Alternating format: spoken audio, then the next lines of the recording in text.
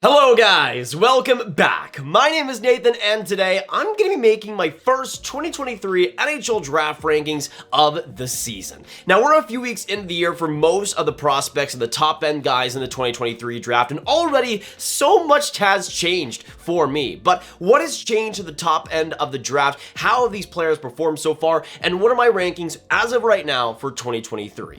Watch till the end for all the rankings, all the picks, and make sure you hit that subscribe button. 50% of you guys aren't subscribed, so if you like hockey and especially draft content, this channel is the place to be. Now, of course, today's ranking is a top 20 instead of the usual top 15, since I've been able to watch a little bit more of these guys, especially at the start of the season. I got a little more of a grasp on things, and especially locking in this top 20 for now, I'm pretty comfortable with. But let's start out at the number 20 spot, and this is an interesting one to me because I'm between a couple of guys on Prince George of the WHL. It's between Riley Heidt and Coin Zimmer for me, and even though Zimmer has had an excellent season, I still slightly prefer Riley Heidt up to this point. Now, as you can see, a March birthday as a forward, 5'11". In 10 WHL games for Prince George, he has 4 goals, 8 assists, 12 points. Now, Zimmer has 17 points in 10 games, and although I think Zimmer has been the better player, I feel like Heidt projects more as, at least has more potential than Zimmer. Zimmer, especially with the awkward skating mechanics he has, I'm not sure how much that ceiling is going to be, but with Heidt, he's so deceptive. His passing game is extraordinary. He makes passes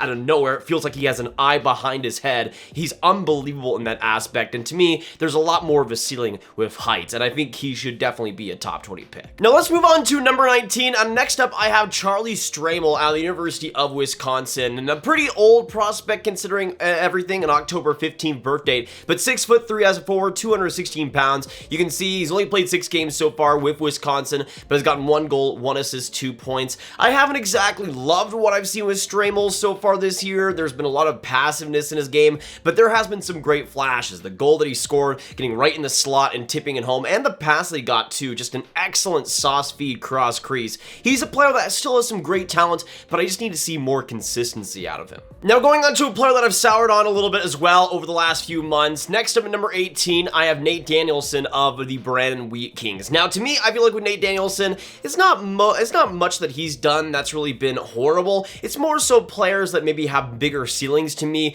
going ahead of him ahead of him in this draft. And to me, with Danielson at 6'1" and 185 frame, you can see in his 2022 season with Brandon, he got 57 points in 53 games, and some of that was because of players like Ridley Gregg being on the roster and some amazing offensive talents there. But as you can see, being the captain for Brandon, in 12 games, he has 4 goals, 6 assists, 10 points. And to me, when it comes to Danielson, I love his play away from the puck. He's a hard worker, pretty mobile, and a great transition player. And especially when you consider how big he is, he's able to use his frame in a perfect way on both offense and defense. I just have some problem with his creativity. There's not a lot of spunk in his offensive game, not a lot of difference in the way he attacks defenders, and to me, I feel like his predictability might damper his play once he reaches the pros. But now let's move on to number 17 and go on to the next forward and one of the better prospects of the 2023 draft. Next up, I have Colby Barlow of the Owen Sound Attack. Now at 6'1", 187 pounds, he's a really interesting one to me. You see last year, 47 points, 30 goals, which is really what pops out at you, and 5 goals in 7 playoff games. This year, continuing that goal scoring production in 10 games, getting 7 goals, 5 assists, 12 points. One thing I have liked is the fact that he's using his passing a little bit more. I think especially in 2022, there was a huge over-reliance in his shot and really not passing at points where he probably should have. I do also see a little bit of passiveness in his defensive game, but also at the same time, the physical traits that he has, the way he's able to overpower almost every single player he comes across, and that natural gifted shot. To me, there's a lot that you can work around, even if he might be a little bit one-dimensional at the NHL level. Kind of reminds me a little bit of maybe a Josh Anderson. Next up, let's move on to number 16 and go on to another CHL forward here. Next up, I got Ethan Gauthier. Now, as a right winger, 5'11", you can see in the QMJHL in 2022 had a really solid year as his first really solid season. In 65 games, got 18 goals, 21 assists, 39 points, and he was on my radar for quite a bit heading into this season, and so far he's done spectacularly in my opinion. You see in 12 games, getting 7 goals, 11 assists, 18 points. To me, there's a lot of diversity in Gauthier's game. He can really beat you on the forecheck, he can grind along the boards, but he can also have some pretty soft hands in the slot and be able to just keep play going in the offensive zone. And to me, with Gauthier, he kind of gives me just a little bit of Arturi Lehkonen vibes, where he's always going to be relentless, always going to be on the puck, but can also give you some nice offensive skill when he needs to. But now let's move on to the first defenseman on the list and the second highest Russian in my opinion. Next up, let's go on to Mikhail Golyayev. Now, to me, with Golyayev, he's in an interesting position, one of the younger prospects of the class with an April 26th birth date, but he's had a pretty big rise over these past few years. You see, in 2022, he had 35 points in 54 MHL games, which is pretty great for a defenseman in a draft year, but he, of course, is in his draft year this year. But you see, he played 11 KHL games, got 1 assist, 1 point. I thought looked pretty great, all things considered, especially when you consider his size at 5'10" and 170 pounds. He floated quite well against some amazing competition there. Now he's in the MHL where he's at a 2 point per game, but to me, the mobility and just the way he's able to survey the ice, his passing and playmaking game is extraordinary, and the vision that he has, to me, I think could lead to a great middle pairing playmaking D-man. But now let's go on to the second defenseman on the list, and a much more different D-man, for me at least, in Cameron Allen. Now, to me, with Cam Allen, he's an interesting guy to me in a lot of ways, because you see this last year with Guelph, and this season, he's done pretty decently. Last year with Guelph, he got 37 points in 65 games, and this year is up to 5 points in 9 games played. But to me, with Allen, he's going to be a really interesting project case on whether he gets more than maybe a third spot in an NHL lineup. To me, I think that's right around where he'll be one day, as the super composed, super compact D-man that you can rely to make the right decisions every single time. I think there is still a lot that he could do, a lot more pace that he could push, because to me, he's a little bit tame at times with his offensive game, and I think that might maybe hold him back from getting great point numbers in the NHL. But defensively, I think there's a lot to work with. Next up, let's move on to number 13, my 13th best prospect in the NHL draft, and one of the better Americans, actually, in Will Smith. Now, the more I watch Will Smith, the more I come to love this player. 6 foot, 172 pounds, but you just look at the statistics so far in the USDP. In 12 games, he has 9 goals, 16 assists, 25 points. For reference, Jack Hughes got about 112 points, I believe, in 50 games in the USDP, so he's rounding out to have a very, very historic season, and of course, against USHL competition is also at a 2 point per game, and is going to be going to Boston College after this next year. But to me, when it comes to Will Smith, I'm just impressed by how diverse and how amazing his toolkit is offensively. He can beat you with his compete, he can beat you with his in-tight play, he can beat you with his really, I think, underrated shot and passing game. To me, there's nothing that is amazing and elite, but almost all of his characteristics are great, and to me, he'll be this amazing, probably two-way, but also scoring center that I could see being a solid second line guy in the future. But now let's move on to number 12 and the 12th best prospect for 2023. Next up, I have Finnish scorer Kasper Halttunen. Now, to me, Halttunen is a very fun one to watch, and with a June birth date, is one of the younger players of the draft, but 6'3", 207 pounds, and this year he's been playing mostly in the U20, but also in the Liga 2, where he got an assist, 1 point, and the U20 has over a goal per game, which is amazing to see. But when it comes to Halttunen, to me, there's a very it's a very obvious brand of what he plays. He's big, but his goal scoring skills and fundamentals are really what's going to carry him far. He also uses, though, his size very well to shield pucks, to be able to play around the net and get in dirty areas, set himself up for great lanes. And to me, with Halttunen, he's going to be a great scorer, and although the quickness is an issue, I could see him being a solid second line scoring power play winger in the future for any NHL team. But now let's move on to one of the most underrated prospects in the entire draft, in my opinion, and go on to defenseman Hunter Brustevich. Now, hopefully I got that pronunciation right. That's what I was told. Brustevich, Hunter Brustevich. But to me, Brustevich is one of the more fun players to watch in this draft, especially when it comes to defensemen. You can see with Kitchener in 8 games, he has 10 assists, 10 points over players like Cameron Allen and other draft eligibles. Very impressive so far. But to me, when it comes to Brustevich, although he doesn't have elite game-breaking offensive talent, he's super simple but always makes the right plays. He's not going to make too many mistakes, and defensively, although he's not amazing by any means, he's a great player positionally and can still close out gaps when he needs to. And at 6 foot, he's not going to overwhelm you with his size, but to me, his passing game, his intelligence on offense are all just so amazing and consistent, and to me, he'll be a great middle pairing guy that you can depend upon to really play on all 3 zones. But going on to another player that I think is extremely underrated in this draft class, and starting out the top 10 with the 10th selection, next up, let's go on to another player on the NCAA this year in Matthew Wood. Now, playing for the University of Connecticut, I don't really have many expectations for him for this season, but you see that, of course, that 6'3", 190-pound frame, and even though he does use it quite well, to me, what really is great about him is just the consistency on his offense offense, as well as the way he plays. He's not afraid to get in the dirty areas, fish out pucks, get in good lanes, battle opponents, and make sure to find space. He's a guy that loves to just be relentless and loves to create room for himself and other teammates. And you can see in the NCAA this season, in 8 games, he has 3 goals, 4 assists, 7 points. I did not expect him to play nearly this good, and especially considering he's the youngest NCAA player, younger than players like Stramel and, of course, Fantilli. He's still around a point per game rate in the NCAA, which is unbelievable for a draft-eligible player and just shows how solid he's been. Next up, let's go on to another top Canadian forward. Next up, let's go on to Calum Ritchie, who I like quite a bit. I'm a little bit reserved compared to some others, but at the same time, coming in at number 9 in the rankings, still one of the best prospects in the entire draft. And you can see last year with Oshawa, got 45 points in 65 games, and the Oshawa Generals, especially this year, aren't a powerhouse offensive team by any means. So Ritchie is leading the club, or at least tied in the club lead, with 9 points in 9 games, 4 goals, 5 assists. To me, when it comes to Ritchie, the mind on him is excellent, and you combine that with pretty good motor and really solid hands, especially in tight.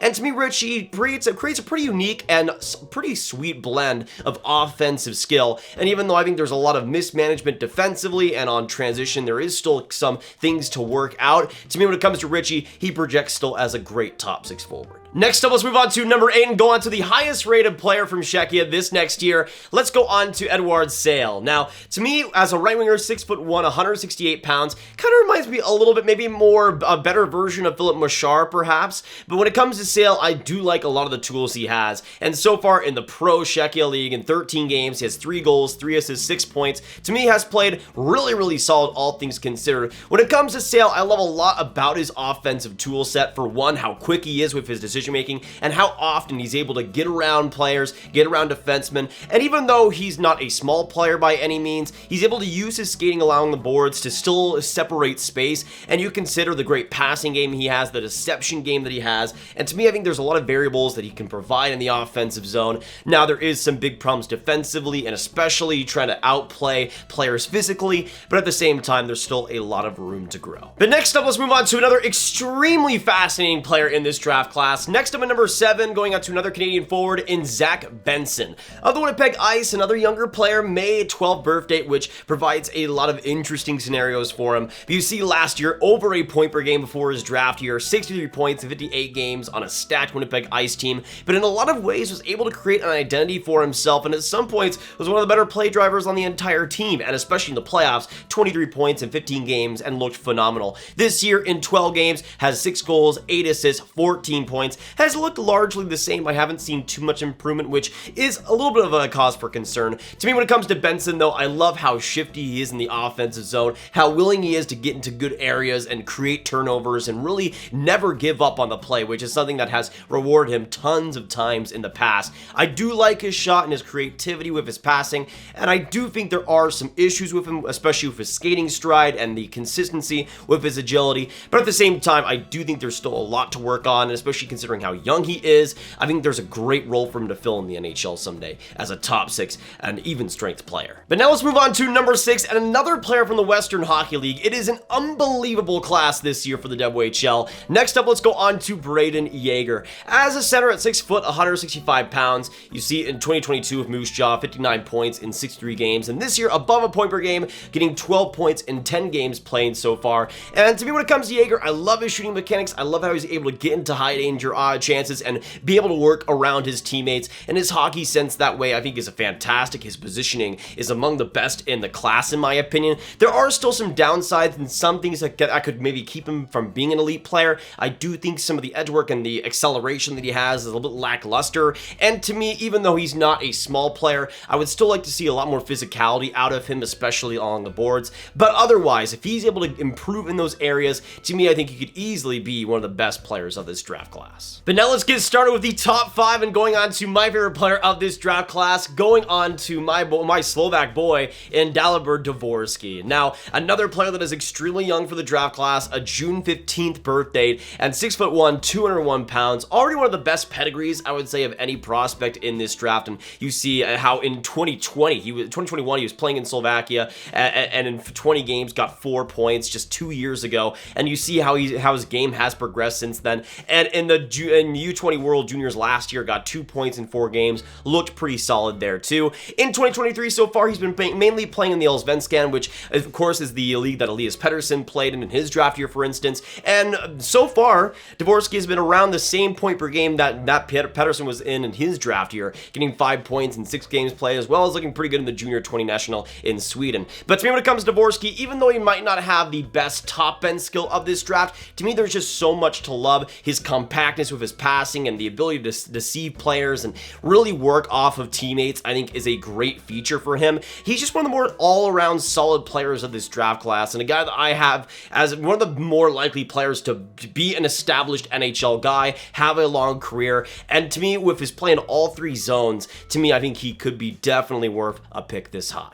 And with hands and a shot that's just getting better, I think the sky is the limit for him. Now, another player kind of along the same lines as Dalibor Dvorsky, but having unreal success so far this year. Let's go on to number 4, and next up I have Leo Carlsson, who is pretty much tied between 4th and 3rd prospect that I have on this list. But to me, with Carlsson at 6'3", 194 pounds, a December birth date, you see what he's done in the SHL so far. 10 points in 12 games played, among the best we've ever seen for a draft eligible so far, and that's after putting up 9 points in 35 games last year, which was also extremely impressive. To me, when it comes to Carlsson, there's not huge differences between him and Dvorsky. Neither of them bring game-breaking talent, but to me, when it comes to Carlsson, the offensive ability he has, especially along the boards, to be able to get pucks back with his team, to make smart plays, to be efficient in the offensive zone, especially at the SHL level, is an extremely hard thing to do, but the maturity in his game, the physical traits that he has, and how he'll be able to round into it, especially defensively, to me, there is an extreme ceiling for Carlsson.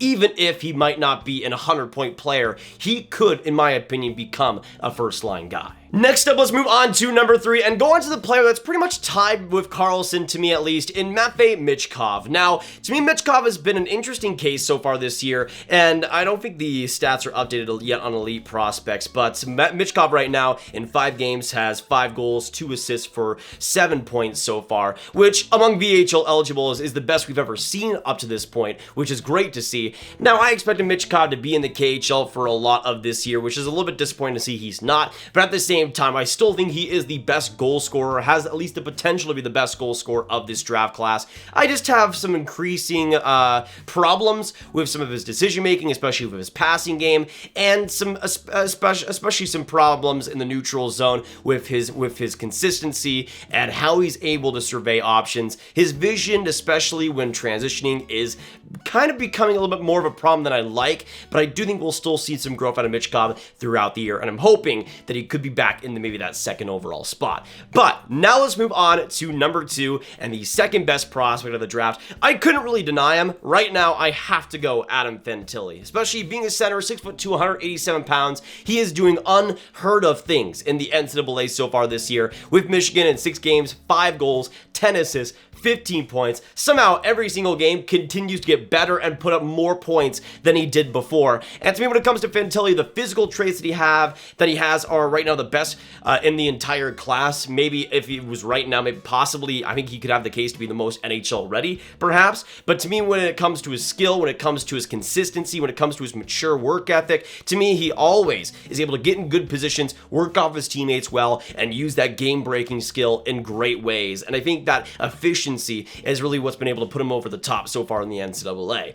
But now let's go on to number 1, and even though Fantilli has been great, still to me, the undisputed 1st overall and best prospect of this draft is, of course, Connor Bedard, who, again, is an extremely younger player, July 17th, at 5'10", 185 pounds. This year, with the Regina Pats, has gotten 21 points in 12 games played, and to me, I think there could be a world where he's up to 30 points right now if his teammates weren't as bad as they have been so far. But to me, when it comes to Connor Bedard, you've already seen him, you've already watched him, but that game-breaking talent, that speed, that quickness, and to me, I think one of the things that puts him over the top is his decision-making. The way he's able to position himself, the way he's able to weave around defenders, the way he's able to jump in the rush so effortlessly and get such a stride going. To me, he's almost undefeatable, and especially with how efficient he is, how creative he is in the offensive zone, there's almost no way you're going to be able to stop him. He is the best prospect since Connor Bedard, and I think he'll continue to prove that. What? Did I say the best prospect since Connor Bedard? I meant Connor McDavid, so there you go. But that's gonna be it for today, guys. Thank you so much for tuning in. If you did enjoy, hit that like button, hit that subscribe button, hit that notification bell. Comment down below, what do you guys agree and disagree with my rankings, and what would your rankings be for the 2023 NHL draft, and which player do you guys want your team to draft as well? Let me know your thoughts down below. Of course, hit that like button, hit that subscribe button, hit that notification bell, and share the video with all your friends. Get it to all the prospect and hockey fans you guys know online, and click this card for all my hockey prospects talk right in one playlist. My name is Nathan. Have a great day, and I'll see you in the next one. Goodbye.